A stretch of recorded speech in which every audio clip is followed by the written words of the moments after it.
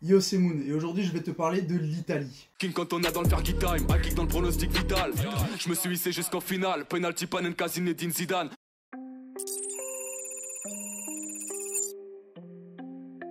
Déjà pour commencer, je vais te donner quelques dates de 2019 juste pour te remettre dans le contexte. Le 20 octobre 2019, Jonathan Viera a le droit à des cris de singe en provenance des supporters de la Roma. Le 3 octobre 2019, ce sont des supporters de la Lazio Rome qui font des débordements racistes face au Stade Rennais. Le 3 novembre 2019, c'est Mario Balotelli qui a le droit lui aussi à des cris de singe face aux supporters de l'Hellas Vérone. Le 22 septembre 2019, c'est D'Albert qui a le droit de la part des supporters de l'Atalanta Bergame. Le 24 avril 2019, cette fois c'est Franck Kessié qui a le droit de la part des supporters de la Lazio. Le 24 septembre 2019, cette fois c'est Pjanic qui a le droit, toujours le même cirque. Tu m'auras compris, là toutes les dates que je t'ai données sont juste de 2019. J'ai pas cherché plus loin dans le temps et rien qu'avec ça, on a le droit à un événement raciste, voire 2 événements racistes par mois juste en Serie A. Mais comment y remédier ?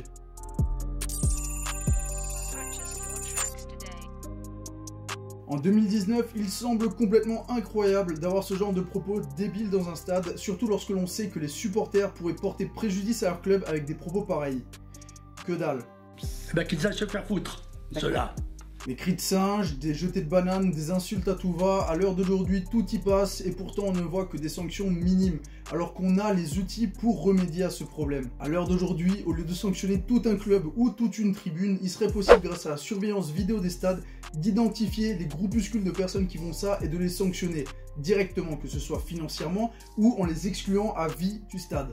Bien sûr, des clubs de Serie A ont déjà commencé à le faire, à l'instar de l'AS Roma. D'autres comme le Milan AC ont décidé de prendre une autre approche, en faisant des stages de sensibilisation à ce genre de propos pour éviter une récidive. Mais le temps passe, les événements s'enchaînent et continuent, et ça n'avance pas. Et lorsque l'on voit que ce genre de propos continue à se répéter, on peut chercher une solution un peu plus radicale. Et à ce niveau-là, c'est Samuel Eto'o qui a proposé quelque chose d'intéressant. La mesure forte pour toi, ça serait que tous les Noirs, les joueurs de couleur, disent on ne joue pas. Tu penses que ça serait efficace? Quoi? Beaucoup de gens vont perdre l'argent. Et quand tu touches déjà la poche de quelqu'un, je vais te dire, il va trouver des solutions. La fédération devra leur chercher de l'argent ailleurs. Cet argent, ils iront le chercher chez les clubs qui ont des joueurs grévistes. Les clubs seront alors forcés de réagir contre les supporters qui ont une attitude, qui ont forcé ce mouvement. Encore plus loin que ça, avec une réputation pareille, c'est tout le championnat qui va perdre en attractivité. Comment attirer des coachs et des joueurs de couleur quand on sait qu'ils vont être accueillis avec des cris de singe au stade ou des bananes dans la figure? Sterling, Sadio Mané, Mbappé ou Aubameyang, comment tu veux faire signer des joueurs comme ça dans ton championnat s'ils savent qu'au moindre ballon touché, ils auront le droit à une flopée d'insultes racistes comme pour Balotelli ou Koulibaly ou encore Lukaku? Et la solution de Samuel Eto'o semble être la bonne quand on voit à quel point cette mentalité pourrie est ancrée dans la tête de certains supporters.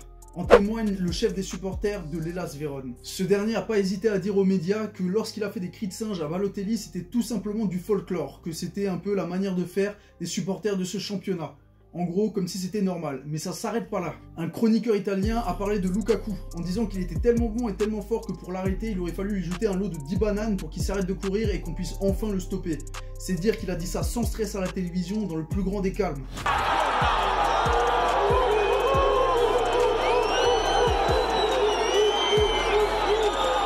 Tant que ça ne tape pas dans le porte-monnaie, ça ne s'arrêtera jamais. La solution à tout ça a peut-être été donnée par Samuel Eto'o et il serait peut-être temps de l'appliquer. N'hésite pas à me donner ton avis dans les commentaires, n'hésite pas à liker, à partager et sur ce, je te dis à la prochaine. Prends bien soin de toi et ciao.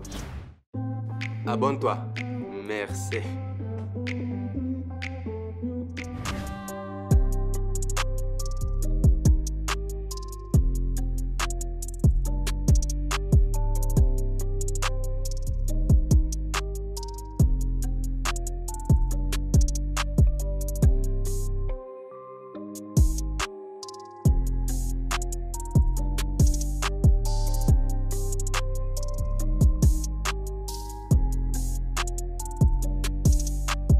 Purchase your tracks today.